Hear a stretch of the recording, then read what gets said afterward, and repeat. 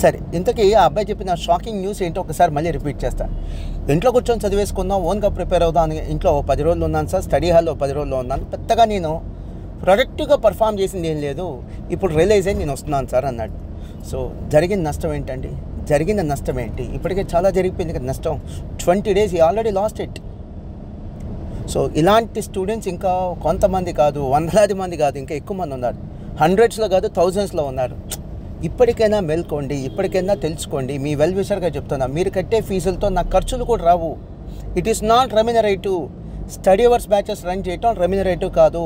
అదే రెమ్యునరేటివ్ అయితే ప్రతి సిఏ కోచింగ్ సెంటర్ కూడా రెగ్యులర్ బ్యాచెస్తో పాటు స్టడీ అవర్స్ బ్యాచెస్ కూడా రన్ చేయాలి కదా. ఎందుకు రన్ చేయట్లా? సింపుల్, ఎందుకు రన్ చేయట్లా? So study hours batches run చేయటం రెమ్యునరేటివ్ కాదు, అండ్ ఇట్స్ ఎ డాంకీ చాకరీ. It's a laborious work. So ఇది రిజల్ట్ తెప్పించేటువంటి ప్రోగ్రామ్. కమర్షియల్ వైబిలిటీ లేదు దీనికి, కమర్షియలీ ఇది వైబుల్ కాదు, బట్ రిజల్ట్ వచ్చిందనే ఉద్దేశంతోనే ఈ స్టడీ అవర్స్ ప్రోగ్రామ్స్ రన్ చేస్తున్నాం. సో దయచేసి మాస్టర్ మైండ్స్లో కానీ మరే ఇన్స్టిట్యూట్లో కానీ స్టడీ అవర్స్ బ్యాచెస్కి అటెండ్ అవ్వండి. సో మాస్టర్ మైండ్స్లో స్టడీ అవర్స్ బ్యాచెస్కి వస్తే మీకేం వస్తుంది? ఫస్ట్ ఆఫ్ ఆల్ షెడ్యూల్ ఇస్తాం. Day 1 మీరేం ప్రిపేర్ అవ్వాలి, Day 1, Day 2, Day 3, Day 4, Day 5, Day 6, Day 7 అలా డైలీ ఏం ప్రిపేర్ అవ్వాలో షెడ్యూల్ ఇస్తాం. నెంబర్ 1, వీక్లీ ట్వైస్ ఎగ్జామినేషన్స్ పెడతాం. బోత్ గ్రూప్స్ అయితే, సింగిల్ గ్రూప్ అయితే వీక్లీ వన్స్ ఎగ్జామినేషన్ పెడతాం. 1 ఎగ్జామ్ కాదు కండక్ట్ చేసేది, 1 set of examinations of multiple subjects. And within half an hour మీకు ప్రింటెడ్ సజెస్ట్ ఆన్సర్స్ ఇచ్చేస్తాం, so that you can have self evaluation. మీరేం తప్పు చేశారు వెంటనే మీకు తెలిసింది. ఎగ్జామ్ రాసిన వెంటనే మీకు ఆ మెమరీ ఇంకా ఉంటుంది, ఏం రాసామని మీకు మీరే చెక్ చేసుకోవచ్చు. సెల్ఫ్ ప్రైజల్ ఉంటుంది, ఏం తప్పు చేసాం మీకే చెక్ చేసుకోవచ్చు. అండ్ 2 weeksలో వాల్యుయేషన్ చేసి ఆన్సర్ షీట్స్ కూడా ఇచ్చేస్తాం విత్ కామెంట్స్, వాల్యుయేషనర్ అబ్జర్వ్ చేసిన కామెంట్స్తో సహా ఇస్తాం. ఇవన్నీ కూడా 1 lakh 2 lakhs కాదు మేము ఛార్జ్ చేస్తుంది.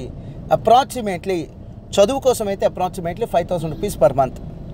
అప్రాక్సిమేట్లీ 5,000 rupees per month అంటే per day less than 200 rupees 1 డేకి, మార్నింగ్ 8 నుంచి నైట్ 9 దాకా ఉండే స్టడీ అవర్స్కి. సో ఇది రెమ్యునరేటివ్ కాదు. మీకు ఎగ్జాంపుల్ చెప్పే, ఇది రెమ్యునరేటివ్ అయితే మళ్ళీ రిపీట్ చేస్తున్నాను, ప్రతి సిఏ కోచింగ్ సెంటర్, ప్రతి సిఎంఏ కోచింగ్ సెంటర్ ఈ బ్యాచెస్ పెట్టచ్చు కదా. Why only Master Minds or why only few institutions? So మీ మంచి కోరు చెప్తున్నాను, దయచేసి ఒక మంచి కార్ కొంటే సరిపోదు, మంచి మెయింటెనెన్స్ కూడా ఉండాలి. రిపేర్ వస్తే రిపేర్ చేయించాలి. అలానే కోచింగ్ క్లాసెస్ తీసుకుంటే సరిపోదు. ఈ study hours and revision exam batches కూడా మీరు అటెండ్ అవ్వాలి. అండ్ ఇంకొంతమంది స్టూడెంట్స్ చేస్తున్న తప్పు ఏంటంటే రెగ్యులర్ బ్యాచెస్కి 1 lakh 1.5 lakh ఫీజులు కట్టి జాయిన్ అవుతున్నారు. ఒకసారి ఫెయిల్ అయితే 20,000 30,000 ఫీజు కట్టి జాయిన్ అవడానికి ఏంటంటే బాధ. ఇప్పుడు మా దగ్గర ఉంది తీసుకోండి, స్టడీ ఫీజు వచ్చేసరికి per month 5,000 rupees తీసుకుంటున్నాం. Hostel fee per month 6,500. అంటే రెండు కలిపి అప్రాక్సిమేట్లీ లెస్ దెన్ లేదా అప్రాక్సిమేట్లీ 12,000 అనుకోండి. రెండు కలిపి అప్రాక్సిమేట్లీ 12,000. ఒక 3 months బ్యాచ్ ఉంటే కనుక ఎంత అవుతుంది లెక్కేయండి. లెస్ దెన్ 35,000 40,000 కదా. మీరు 1.5 lakhs ఖర్చు పెట్టి మీరు రెగ్యులర్ బ్యాచ్ కోచింగ్ తీసుకున్నప్పుడు మళ్ళీ ఆ మెయింటెనెన్స్ అంటే రిపేర్స్ అండ్ మెయింటెనెన్స్ ప్రాపర్గా లేకపోతే, ఈ స్టడీ అవర్స్ బ్యాచెస్ మీరు ప్రాపర్గా తీసుకోకపోతే ఈ 1.5 lakh మీరు ఖర్చు పెట్టి తీసుకున్నప్పుడు రెగ్యులర్ బ్యాచ్ కోచింగ్ కూడా వేస్ట్ అవుతుంది కదా. ఫర్ ఎగ్జాంపుల్ మీరు 1 lakh 1.5 lakh ఖర్చు పెట్టారు including hostel fee, regular batch తీసుకున్నారు, కోచింగ్ పాస్ అవ్వలేదు. మీరు ఈ యొక్క 30,000కి అంటే హాస్టల్ ఫీజు అయితే ఇంక్లూడింగ్ హాస్టల్ ఫీజు అయితే 35,000 to 40,000 అయితే, అది ఓన్లీ స్టడీ ఫీజు అయితే అంటే ఓన్లీ కోచింగ్ ఫీజు అంటే అప్రాక్సిమేట్లీ 15,000 to 20,000 అయితే, అంటే మీరు జాయినింగ్ డేట్ని బట్టి. ఈ అమౌంట్ కోసం మీరు ఆలోచించి లెక్కలేసి మీరు ఓన్ ప్రిపరేషన్ ఇటువంటి వాటికి వెళ్ళారనుకోండి, మీరు రెగ్యులర్ బ్యాచ్ కోచింగ్ తీసుకున్న 10 months టైం వేస్ట్ అయితే, ఎందుకంటే మళ్ళీ ఫెయిల్ అవటమే.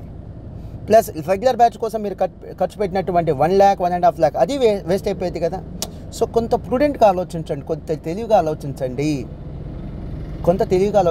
ఎంత ఖర్చు పెట్టుకున్నటువంటి వెహికల్ అయినా సరే 30 lakhs కావచ్చు, 40 lakhs కావచ్చు, కొంత రిపేర్స్ అండ్ మెయింటెనెన్స్ కాస్ట్ కనుక మనం పెట్టుకోవాలి. పెట్టుకోకుండా కాంప్రమైజ్ అవ్వనుకోండి, ఆ repairs and maintenance cost compromise అవ్వనుకోండి, బండి పోతుంది.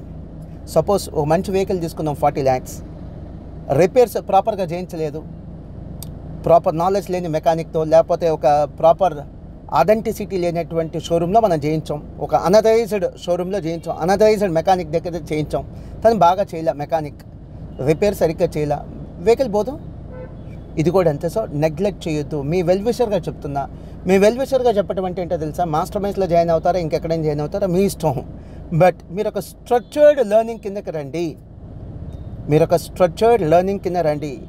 మనీ అనే ఆబ్జెక్టివ్తో నేను ఇటువంటి వీడియోస్ ఇవ్వట్లేదు. మనీ అనే ఆబ్జెక్టివ్ ఉంటే నేను రెగ్యులర్ బ్యాచ్ మీద ఫోకస్ చేస్తా. స్టడీవర్స్ బ్యాచ్ కింద నాకెందుకు టైం వేస్ట్. రిజల్ట్ తెప్పించాలంటే study hours batches and repeaters batches like crash batches important కాబట్టి వీటి మీద ఫోకస్ చేస్తున్నాను. నాకు రిజల్ట్ ఉందనుకోండి, నేను కష్టపడకుండా నాకు రెగ్యులర్ బ్యాచ్ అడ్మిషన్స్ కూడా వస్తాయి. That is my logic.